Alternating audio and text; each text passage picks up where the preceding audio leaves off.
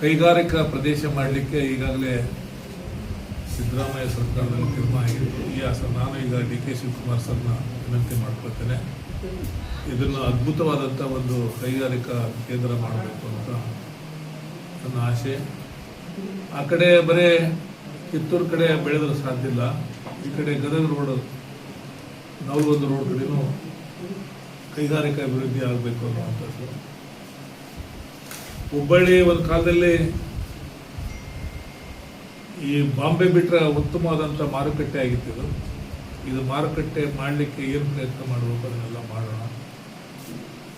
ಹಾಗೆಯೇ ಜನಗಳ ಸಮಸ್ಯೆ ಇದ್ದಾವೆ. ಹುಬ್ಬಳ್ಳಿ ಧಾರವಾಡ ಮಹಾನಗರ ಪಾಲಿಕೆಯಲ್ಲಿ ಕುಡಿಯುವ ನೀರಿನ ಸಮಸ್ಯೆ ಇರ್ಬೋದು, ರಸ್ತೆಯ ಸಮಸ್ಯೆ ಇರ್ಬೋದು, ಆನಂತರ ವಿದ್ಯುತ್ ಶಕ್ತಿ ಪ್ರತಿಯೊಂದು ಪ್ರದೇಶಕ್ಕೆ ಕೊಡುವಂಥದ್ದು ಇರ್ಬೋದು, ಮತ್ತು ನಮ್ಮ ಬಡ ವಿದ್ಯಾರ್ಥಿಗಳಿಗೆ ವಿಶೇಷವಾದಂಥ ಗಮನ ಹರಿಸುವಂಥದ್ದಾಗಿರ್ಬೋದು, ಮಹಿಳೆಯರ ಅಭಿವೃದ್ಧಿಗೆ ಮಾಡುವಂಥದ್ದು ಇರ್ಬೋದು.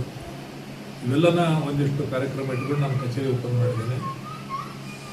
ಹುಬ್ಬಳ್ಳಿಯಲ್ಲಿ ಭಾಳಷ್ಟು ಅನುಭವಸ್ಥ ಆಡಳಿತಗಾರರಿದ್ದಾರೆ. ಅವರ ಆಡಳಿತಗಾರರ